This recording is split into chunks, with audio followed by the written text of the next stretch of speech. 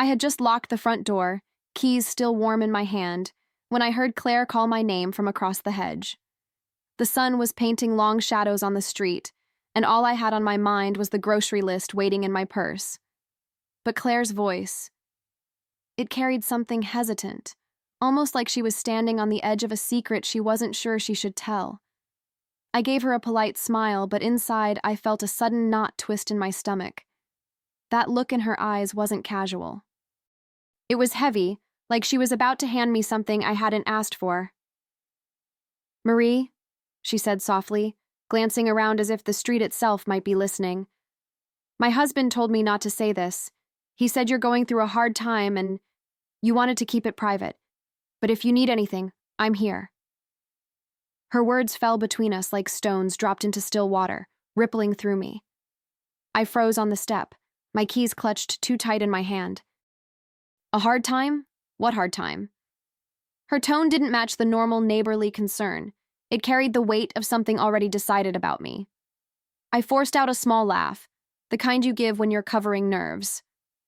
"What are you talking about, Claire? A hard time with what?" I asked, my voice sounding calmer than I felt. Inside, though, I felt as though someone had cracked open a door in my life I didn't even know was there. The air between us thickened, and I caught her shifting her weight, looking down like she wasn't sure she should go on. That pause alone sent a chill down my spine, and I braced myself, waiting for the words that would change everything. Claire finally lifted her gaze, her eyes darting like she was choosing between silence and betrayal. "My husband saw Paul at the market," she said carefully, almost whispering. "He wasn't alone. There was another woman with him. And Paul told my husband that you two were separating. He said you wanted to go through it quietly, without anyone asking questions." The words slammed into me like a door slamming shut in my face. My breath caught, and for a moment, I swear the world tilted under my feet. Separating? Without my knowledge?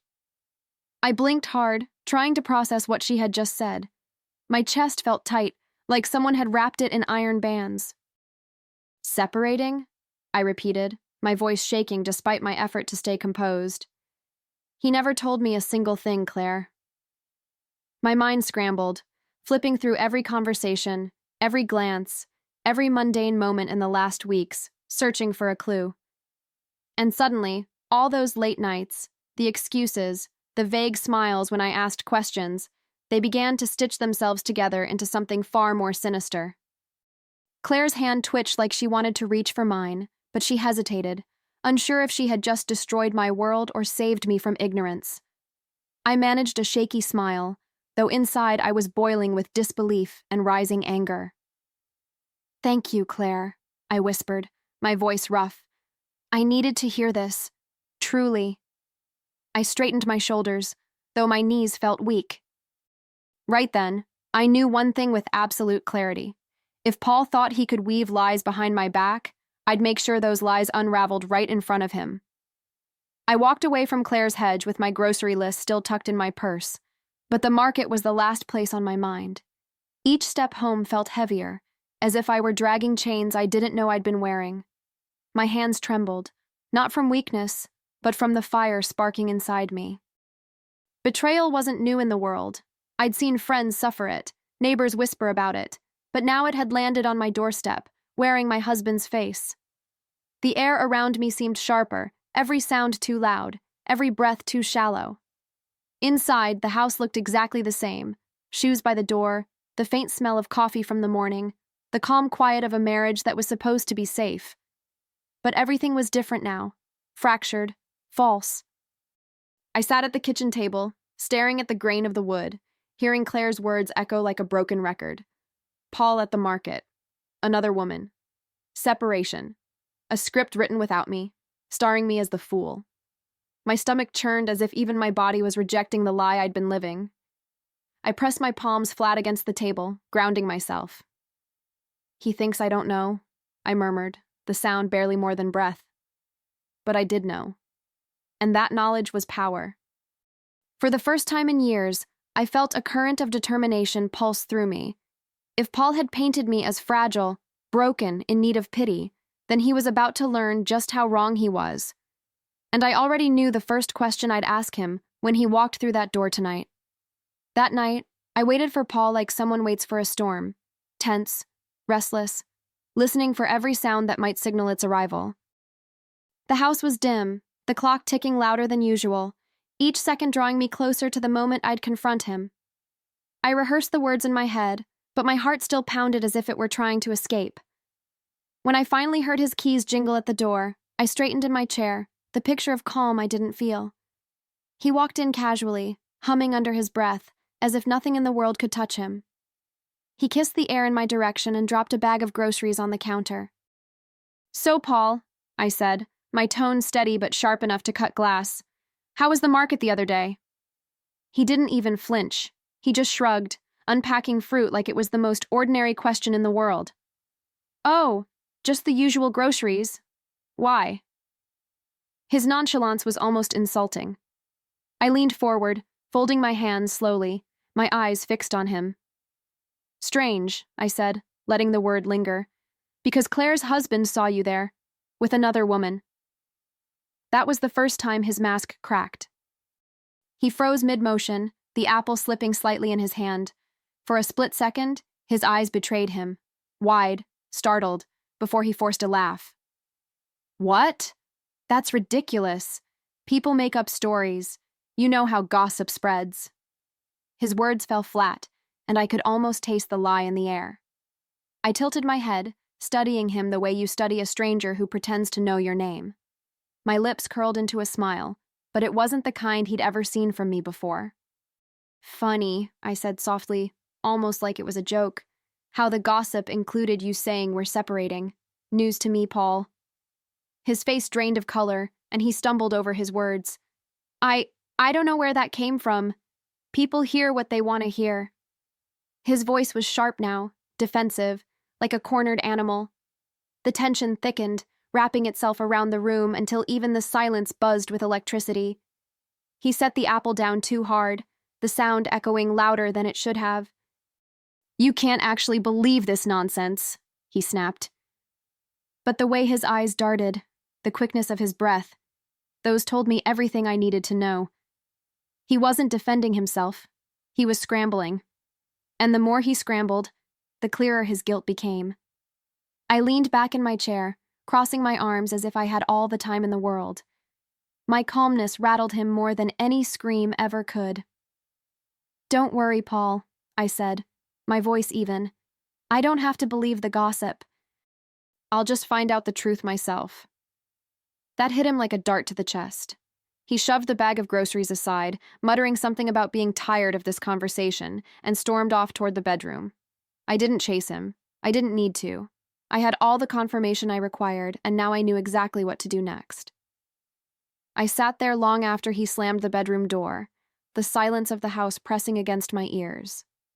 My hands rested on the table, steady now, though my chest was a storm. Every excuse he had just thrown at me replayed in my mind, flimsy and transparent. He thought storming off would end the conversation, but he had no idea. It had only just begun. His arrogance had given me permission to start digging, and once I started, there'd be no stopping. I poured myself a glass of water, the clink of the ice echoing in the quiet. My reflection in the kitchen window stared back at me, a mix of pain and determination. I whispered to myself, almost like a vow, if he thinks he can humiliate me, he's about to learn who he married. And for the first time since Claire's words, I felt a spark of control ignite inside me. It was small, fragile, but it was mine. That flame would only grow stronger. Upstairs, I heard the floorboards creak as Paul paced the bedroom, probably rehearsing his next lie. Let him build his little fortress of denial. Because while he played at hiding, I would be uncovering. While he thought he was clever, I would be collecting. I didn't know yet exactly what I'd find, but I knew this. The truth was waiting, and I was ready to meet it head-on. The next days felt like walking through a fog, but beneath it, my focus was razor-sharp. I studied Paul the way you study a stranger, watching every move, every glance at his phone, every excuse to step outside. He thought I was still stunned, still clinging to his story, but I was just waiting waiting for the moment when his carelessness would hand me the truth. And that moment came on an ordinary evening, while the shower ran upstairs. I slipped his phone from the nightstand, my fingers trembling, my breath caught in my throat. For years, I had trusted that man with my whole life, never once feeling the need to snoop. But trust was gone now, replaced with cold determination. The screen lit up and my chest tightened as I scrolled. Then, like a slap in the face, the words appeared. Can't wait to be free of her. Our weekend will be perfect. My heart dropped, then hardened into stone. The bile rose in my throat, but I forced myself to keep scrolling. Each message was another knife, jokes at my expense, plans whispered to someone who wasn't me, fantasies of a future without the woman cooking his dinners and washing his clothes. I snapped screenshots, my hands steadier now, as if every cruel word gave me new strength. I wasn't just a wife anymore, I was an investigator, and I had just found my first piece of undeniable evidence. I emailed the screenshots to myself, a trail he could never erase, and then printed copies at the office the next morning. The sound of the printer spitting out those sheets felt like justice in motion. Each page was a piece of armor, a shield against the lies he had wrapped around me. I slid them into a folder, tucked it under my arm, and for the first time in weeks, I felt like I was walking taller. His betrayal had wounded me, yes, but it had also armed me. At work, no one knew I was hiding a war plan inside my bag. I sat in meetings, nodded at small talk, while under the table my fingers traced the edge of the folder like a secret weapon. When I got home, I hid it in the back of my closet, beneath sweaters I rarely touched. Let him think I was still blind, still docile. That illusion was my greatest advantage now, the power of knowing while he thought I didn't. It was intoxicating. That night I lay in bed next to him, his breathing deep and even while my mind raced. He dreamed of her, maybe, but I dreamed of something bigger, not just exposing him, but taking back everything he thought he could strip away from me. If he wanted a separation, fine, but it would be on my terms, my voice, my choice, my battlefield. And he would never see it coming. Every time Paul picked up his phone after that, I watched him differently. I no longer saw a husband scrolling through meaningless apps. I saw a liar clutching the rope that would hang him.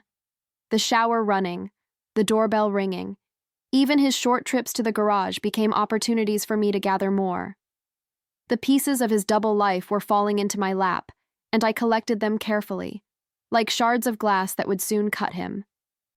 I started writing everything down, dates, times, excuses he gave. The more I documented, the clearer the picture became. His lies lined up in neat little rows on my notebook, every inconsistency proof of the truth I already held in my folder. And with each entry, I felt less like a victim and more like a strategist, the architect of an ending he couldn't rewrite. He thought I was passive, but he was building the stage for his own downfall. One night, while he scrolled beside me in bed, chuckling at whatever lie he was feeding her, I whispered to myself, if he thinks he'll humiliate me, he's in for a surprise. The words tasted like steel, solid and cold. I turned out the light, my heart steady. Tomorrow, the plan would move forward. Tomorrow, I'd stop being the woman who didn't know, and start being the woman who would make him regret ever underestimating me. I set the table like it was any other night, but this time every detail was deliberate. His favorite meal simmered on the stove, the candles flickered softly, and the wine glasses sparkled under the dim light. To him, it would look like love. To me, it was the stage for truth. My hands didn't shake as I laid out the silverware. Instead, I felt calm, steady, even powerful. This wasn't a dinner. It was a reckoning. When Paul walked in, he smelled the roast and smiled, smug and satisfied.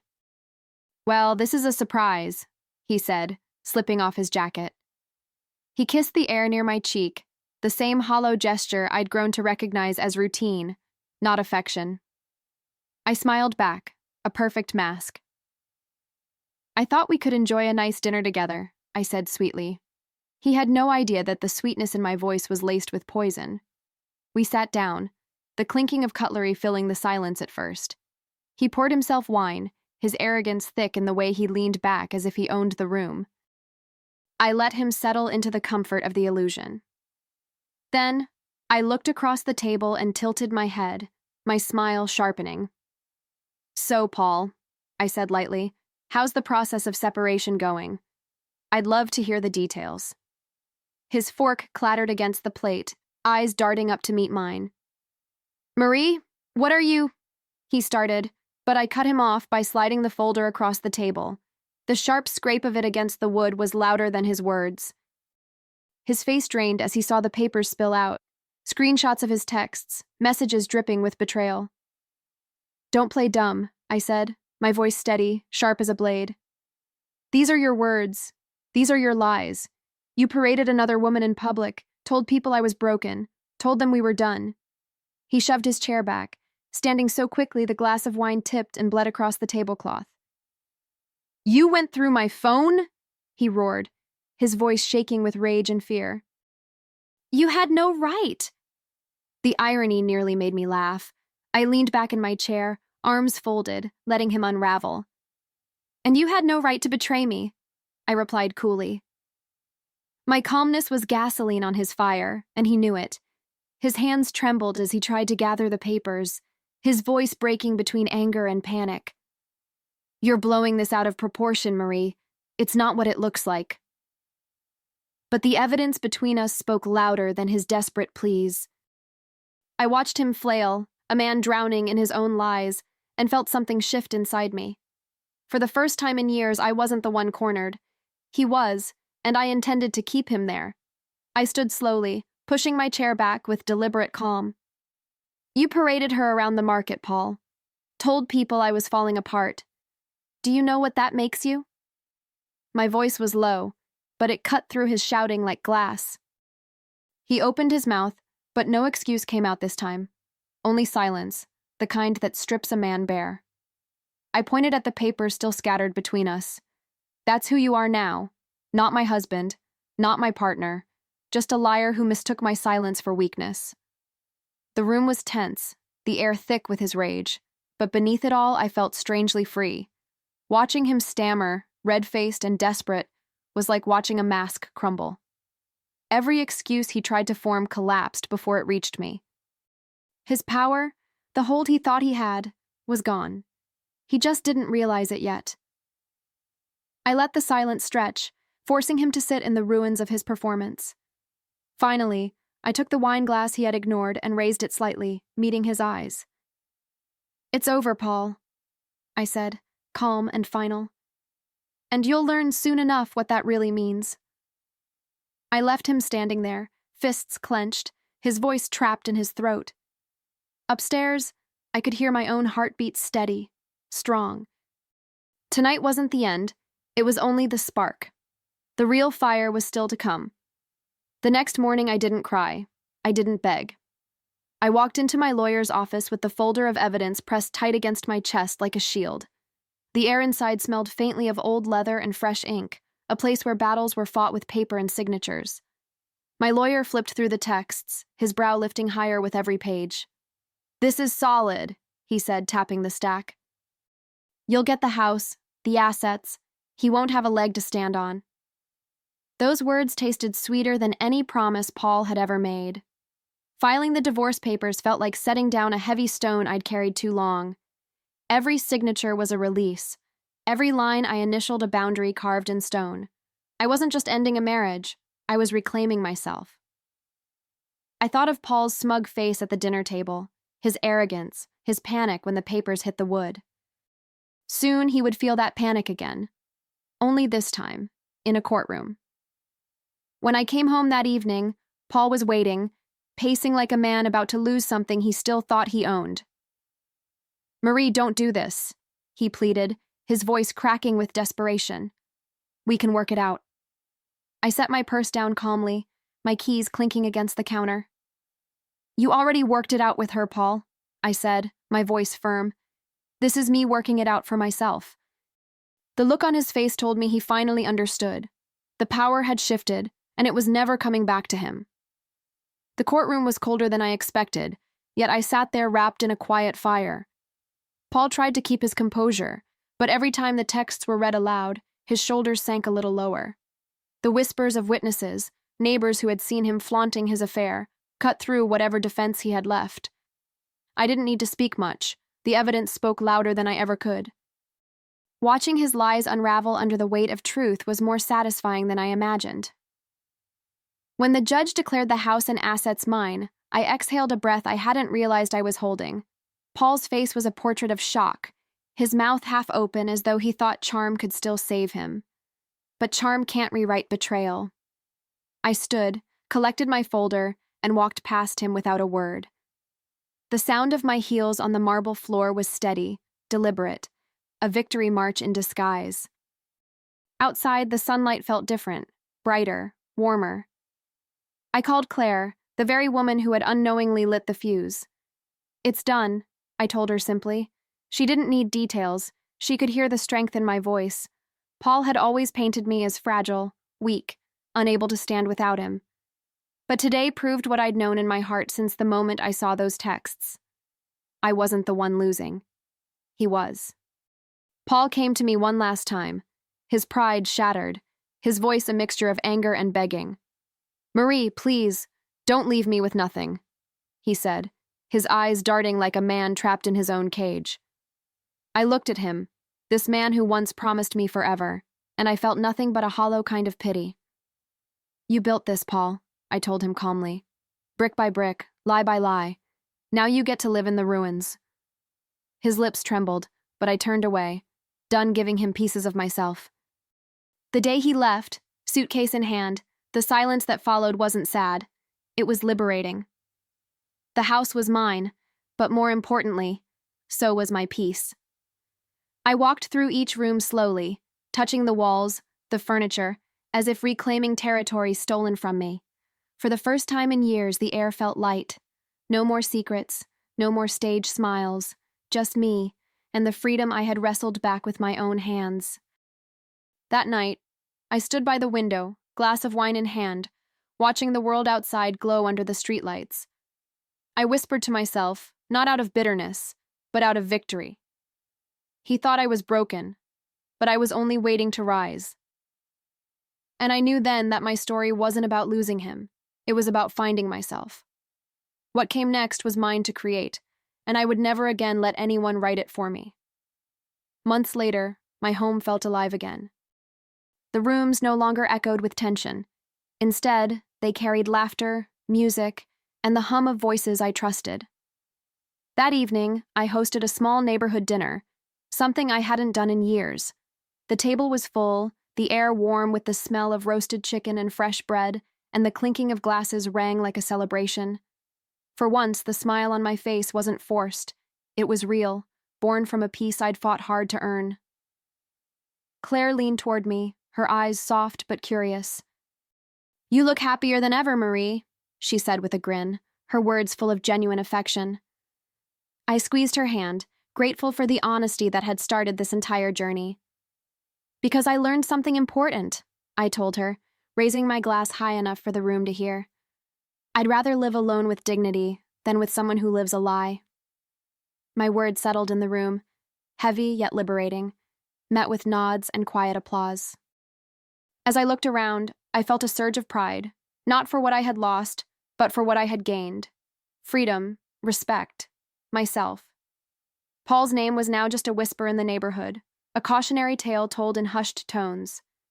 But me? I was no longer just Marie, the wife he betrayed.